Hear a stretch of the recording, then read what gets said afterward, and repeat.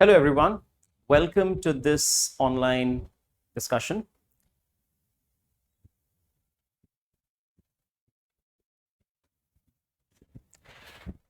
Hello, everyone. Welcome to yet another video on Sociology Paper 1, Thinkers. In today's video, we will discuss, as you can very well figure out, the second thinker in Sociological Thinkers, Emile Durkheim. So in this hour-long video, we will look at PYQs, we will look at the important, recurrent, significant themes, and through that, we will try and consolidate our understanding of Durkheim on various important themes and subjects. In the course of the video, we will also try and, to the extent possible, we will try to have as much of a value addition as possible. So let's begin. Now, when it comes to Durkheim, let us begin with 2-3 important pointers, or we could say key ideas in relation to Durkheim. So something that is absolute. So there are two things that are absolutely important, and we call them main themes in relation to Durkheim. The first is the priority of the social over the individual, right? And the second is the idea that society can be studied scientifically.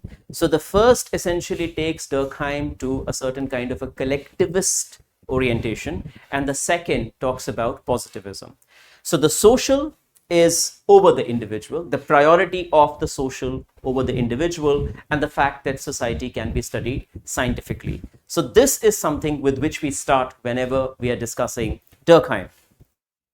Durkheim also points out, when he discusses sociology, he also points out that sociology should not really be that kind of a grand theory. He wants sociology to be a method, and which is why his famous work that came out in 1895, Rules of Sociological Method, in which at length he talks about how a sociologist ought to conduct himself or herself in the field.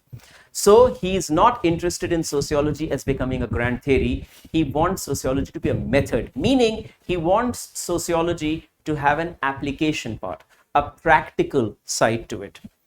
The other important thing about Durkheim is that he distinguished sociology from psychology, and this is something that I believe we have already discussed when we were looking at sociology-psychology connections, and he also distinguished sociology from philosophy.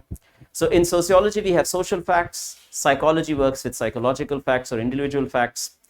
In sociology, we go out and observe and study. In philosophy, we simply sit back and indulge in abstract theorizing, or what we call armchair theorizing, philosophizing. And Durkheim also makes a distinction between sociology and economics, but that is something that is particularly in the context of division of labor. We'll come to that in some time. So the psychology-sociology distinction, the sociology-philosophy distinction, and the sociology-economics distinction. And lastly, because of this idea that the social is before the individual, or the priority of social over the individual, Durkheim insists, and he has repeatedly talked about this, that the society is more than the sum of its individuals.